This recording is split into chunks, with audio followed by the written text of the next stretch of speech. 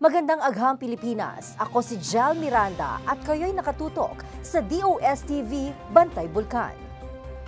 Ngayong October 10, 2024, ating alamin ang kasalukuyang sitwasyon ng mga bulkan sa ating bansa.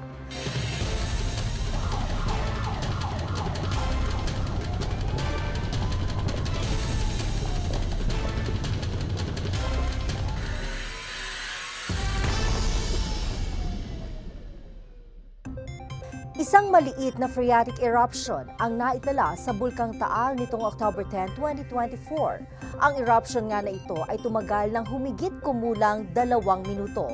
Kasabay ng phreatic eruption, 2 volcanic tremors din ang naitala. Ang temperatura sa lawa ay umaabot ng 72.7 degrees Celsius at may patuloy na pagtaas sa antas ng acidity ng tubig.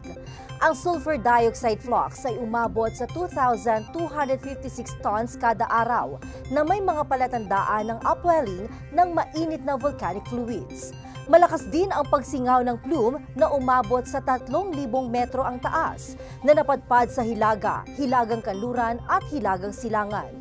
Sa kabila ng mga aktibidades na ito, nananatiling nasa Alert Level 1 ang Bulkang Taal. Samantala, ang Bulkang Kanlaon na matatagpuan sa Negros ay nananatiling nakataas sa Alert Level 2. Naitala ang 13 volcanic earthquakes nitong nakalipas na 24 oras. Ang sulfur dioxide flux ay umabot sa 3,504 tons araw-araw. May malakas na pagsingaw din ng plume na umabot sa 500 metro ang taas na napadpad sa Hilagang Silangan. Ang ground deformation dito ay nagpapahiwatig ng pamamaga ng bulkan. Sa Bulkang Mayon naman, isang volcanic earthquake ang naitala. Ang banaag o crater glow ay mahina at maaaninag lamang gamit ang telescope. Ang sulfur dioxide flux dito ay umaabot sa 625 tons araw-araw. Ang ground deformation dito ay nagpapahiwatig ng panandaliang pamamaga ng bulkan. Nananatiling nasa Alert Level 1 naman ang Bulkang Mayon. Dahil sa mga kasalukuyang aktibidad na ito, pinaalalahanan ang lahat na manatiling nakaalerto at makinig sa mga abiso mula sa DOSTV Hawks.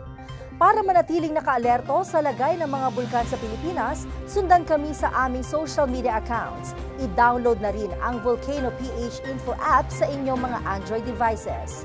At yan ang ating DOSTV Bantay Bulkan. Ako si Jel Miranda, delivering science for the people.